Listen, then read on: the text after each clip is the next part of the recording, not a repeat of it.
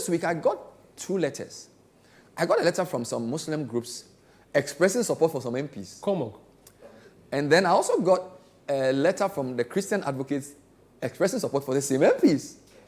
And the number 1 MP on that list was the MP who's next to the constituency you are from, Nartey George. So I want to take a seat and ask you to tell me what's happened to Samuel George. Samuel George, you know, he finished E.T. Mensa recently. So is he in trouble? Why are Christians and Muslims saying that we should pray for Samuel George? So I think Sam George, and this is because of the anti-LGBTQ bill that has been brought before the House. Even though there are 8 MPs, including 1 MPP MP on the list who brought this bill before the House, Samuel George appears to be the face of the campaign. And they want, according to them, to criminalize aspects of the LGBTQ that they believe is not in line or in tune with Ghanaian proper values or human values. Human rights values. So that's why he's a guy who everybody talks about.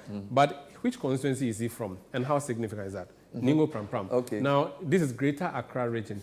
First of all, MPP has never won Dangbe land until 2016. Really? When they won the Upper Manya Krobo constituency. Are you serious? Yes. How many constituencies are Dangbe dominated in Ghana?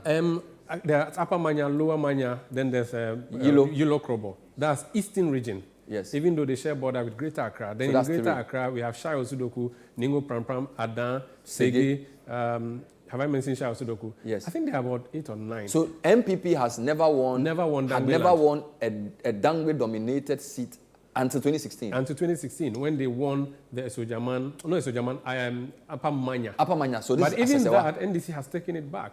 Wow. And this was because of an internal feud within the NDC in Upper Manya. So NDC is strong in Dangbe areas. You know, the Dangbes and Evers have a very similar characteristic. Apart from sharing the Volta River, they are on either side of the river. They fish together, farm together, marry together. They say when an Adam man grows, so it becomes an Ever man. It becomes an Ever man. That's why Christian Achu has an Ever name. Yes. But he's from Adam. Yes, and it's not even strange. It's not, so it's normal for Dangbes and Evers. So I don't know what Rollins did to Dangbes when he was going to the Volta region. Maybe we should ask E.T. Mensa. It's very necessary. And E.T. is a very integral, strong member of the NDC, one of the foundation members, Rollins' executives, all of that. So we go down to Ningo Prampram. The Dangbe people are divided into 7 sets. The Krobos are there. Then they have the Osu, not Osu in Accra. The Osu people. That's what they call it, Osudoku. Osudoku. So these are people in Dodowa? No, that's Asuchare, Dofo, Volivo, those areas. Okay. Then we have Dodowa, that's the Shai people, Agomeda. So Dodowa are Shai?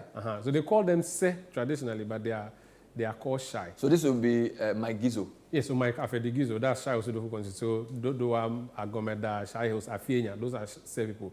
Then we have the Prampram people, also known as Bublan. So that's E.T. Mensa? No, E.T. is from Ningo. Is he from Ningo? Yes. Samuel George is from Prampram? Samuel George is from Ningo. I said, okay. Yes. Actually, E.T. is from Prampram. And then Samuel George is from Ningo. Okay. So we have Ningo people, then we have the Prampram people known as the Bublan. So they are like 2 neighbors. Then we have the Pom people. For them, they say in the morning they speak Dangbe, in the afternoon they speak Ga, in the evening they speak Dangbe, like that. So the Pom Katamaso constituency, which borders the Ningo Prampram constituency, part of the Pom people are in Ningo Prampram. Yes. And some are in Pom Katamanso. Fantastic. Wonderful. So that is how it is. So Dangbe land stretches to Pom. Then we have the Adan people. So all of them put together, they are 7. Ningo Prampram used to be part of a larger district known as Dangbe West. So there was Dangbe East, Adan and the others, then Dangbe West, which is Western Dangbe land. That's when we had Shai Osudoku district constituency and the Ningo Prampram constituency. So Mike Gizo was MP here, E.T. Mensa was MP there. But they're all having one capital at Dodowa. That was their capital. But then things changed, and then there was a split of the constituency. So we had Shai Osudoku on itself, and then Ningo Prampram. So that's the history. The other point I wanted you to talk about is how Samuel George emerged, and then why is he in trouble? Because for him to beat E.T. was a big thing. And you'd expect that he would be consolidating his strength. So why is he in trouble, and who's the guy standing next to him? Sam George has been working with E.T. Mensa. In fact, the history I picked up when I went to the constituency, and indeed, these 2 gentlemen you are looking at are cousins. Okay. They are cousins, these 2 guys? Yes, they are cousins. From the same house, or same home, if you like. Michael Kwete and then Samuel Nartey George. The plan I hear originally was that E.T. Mensa was going to hand over to Michael Kwete. Then Michael Kwete hands over to Sam George. Is he older than Sam George? He's older. But things didn't go well that way. Sam George decides to do a torpedo and removes the top guy. Now, if he removes him, then There's he's no way Michael is automatically coming. going to be the guy who will be MP. So Michael Kwetey was in E.T. Mensah's camp, fighting Sam George, and I'm using fighting advisedly. Sam George gives E.T. Mensah a good whipping. 2015 becomes. So Sam George then becomes NP from 2017. 2016, yes, 2017. And then he's in his second term. Good. Now, this guy is from the constituency, a very rich businessman who has been giving E.T. Mensah a fight for his money. He contested, he lost. He went to become chairman of the constituency. So Michael Kwetey was chairman of NDC. Chairman of NDC in the constituency. He did that for a while. It was time for primaries. He resigned to go and contest Sam George. He lost by 8 votes. In the 2019-2020 primaries. The last election. He lost by only 8 votes. Now, it was very significant because Sam George is very influential in that area. This guy comes. He's also been doing a lot of work in the background. He then decides to contest him as chairman, sitting chairman, decides to resign. Is that allowed? No, he resigned. Okay. But you could say that he became chairman working towards being parliamentary candidate again. Yeah. Because initially he was not. He becomes chairman after Sam George became MP, so he can consolidate his resources and then contest. He lost by 8 votes. Now, after that, he went to contest Greater Accra Regional Chairman of NDC. Wow. And he went against Adekoka Ashimo.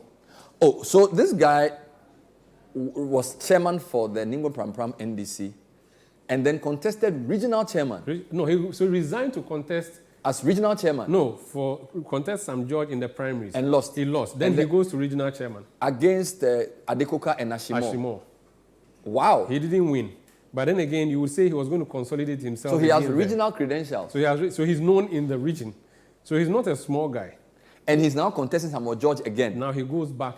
If region didn't regional work, chairman reject. Wow. Going back to Ningo Prampram. We'll come back to this story. But the other thing I find interesting is that, so don't forget that the MPP Greater Accra chairman is Divine Agoham, who's from Sege, which is a neighboring constituency. So the Dangbe areas are increasingly getting important for MPP. Both political parties because, in my view, the urban Accra is very unpredictable.